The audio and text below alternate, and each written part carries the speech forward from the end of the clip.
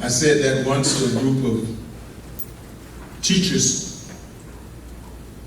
One teacher said, "Mr. Hurst, that is terrible that slaves would go and fight with another country against the United States. If you have me in chains, in slavery, I will fight with anybody against you."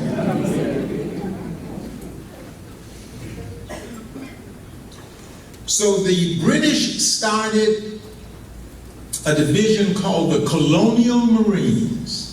It's not in the history books.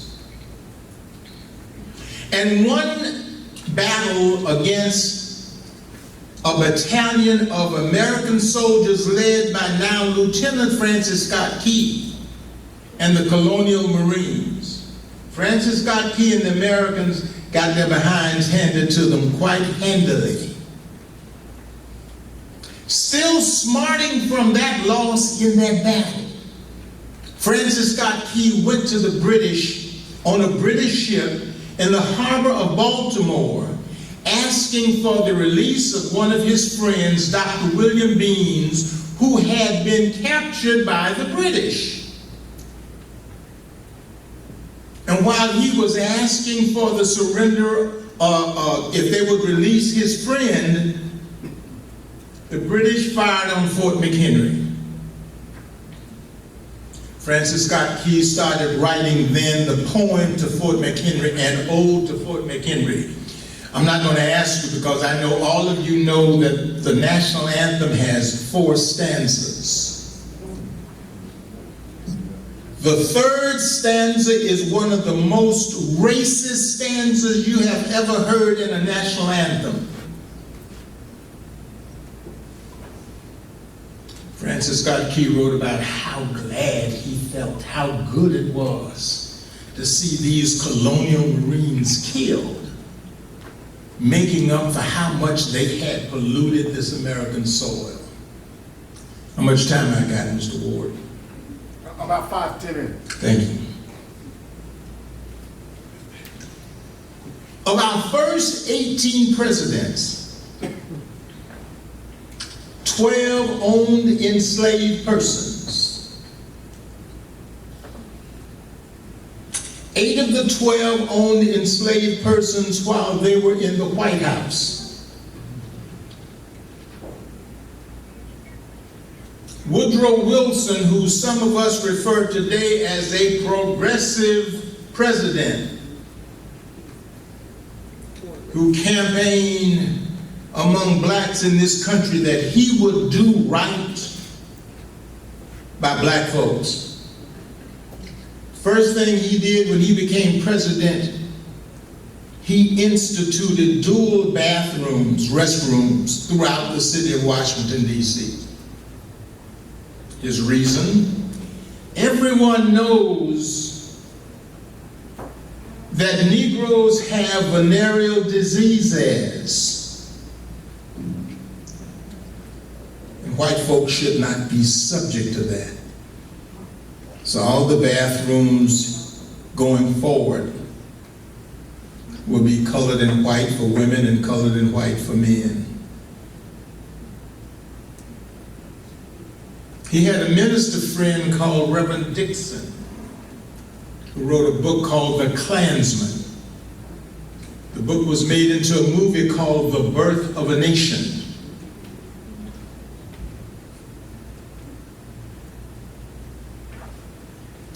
The movie was about how the Ku Klux Klan saved the South and this country.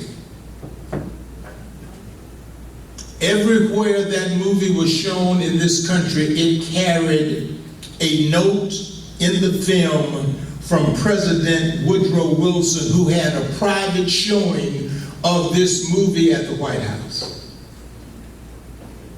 In 1925, there were 5 million Klan members in this country. In 1925,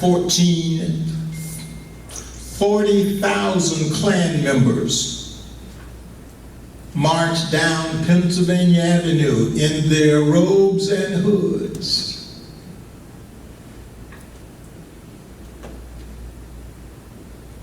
Uncovered difficult subjects. Subjects that we are not brave enough to teach. Yet at age 11, I stood in a classroom. I went to an 8th grade American history teacher who also was the advisor to the youth council NAACP.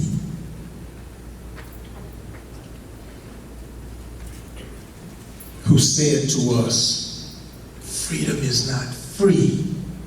If you're not a part of the solution, then you are part of the problem.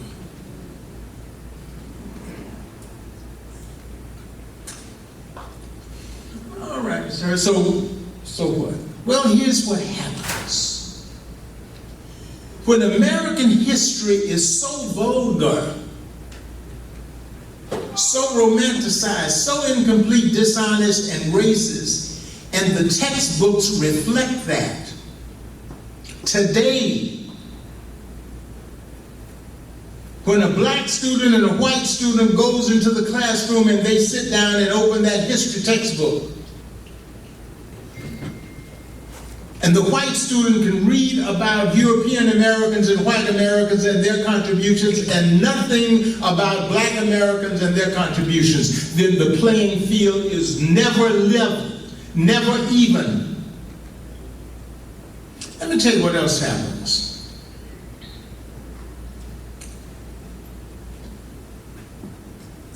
The writer of the Three Musketeers, Alexander Dumas, Three Musketeers, Count of Monte Cristo, The Man in Iron Mask, three of my favorites, classics. Alexander Dumas was black. The father of Russian literature, Alexander Pushkin, was black. Hannibal the Great, who took hordes of elephants through the Swiss Alps, was black. Queen Charlotte of Mecklenburg, the great-great-great-grandmother of Queen Elizabeth II, the current Queen of England, was black.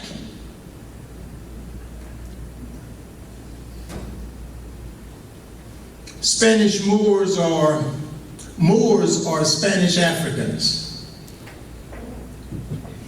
Ludwig van Beethoven's father and grandfather were Moors. We've heard about the Mayans and the Aztecs. We've never heard about the Olmecs, O-L-M-E-C-S, who influenced the civilizations of both the Mayans and the Aztecs.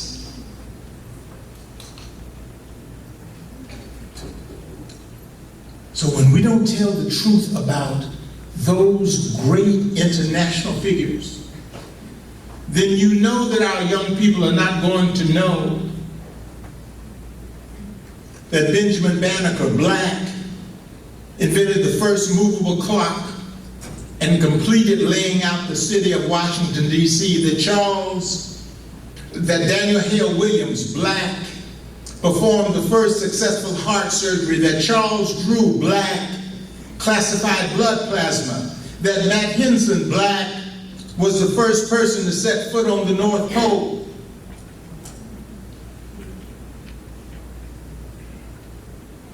That Garrett Morgan, black, invented the gas mask and a variation of the traffic light that we use today. That Granville Woods, black, invented an electrical engineering device used on trains to let an engineer on one train know when another train is near. That Elijah McCoy, black, was responsible for 45 inventions, including 15 inventions for long-distance trucking and lubrication. And when you hear the saying, the real McCoy, you were talking about black Elijah McCoy. So today, and I'm closing, today we find it necessary to continue to romanticize and an incomplete, dishonest, and racist American history, and to keep it from black students and white students because we don't like telling the truth.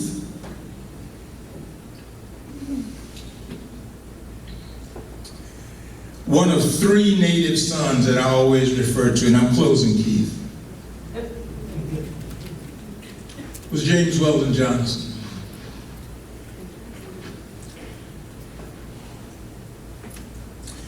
James Weldon Johnson wrote Lift Every Voice and Sing in Jacksonville, Florida, and we erroneously refer to it as the Negro National Anthem.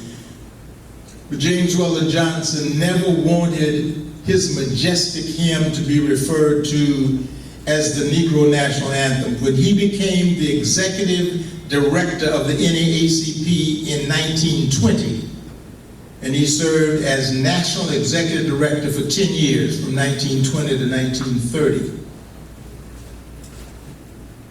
The NAACP adopted Lift Every Voice and Sing as the national hymn. It is the only hymn that you will read that starts off talking about the plight of folk.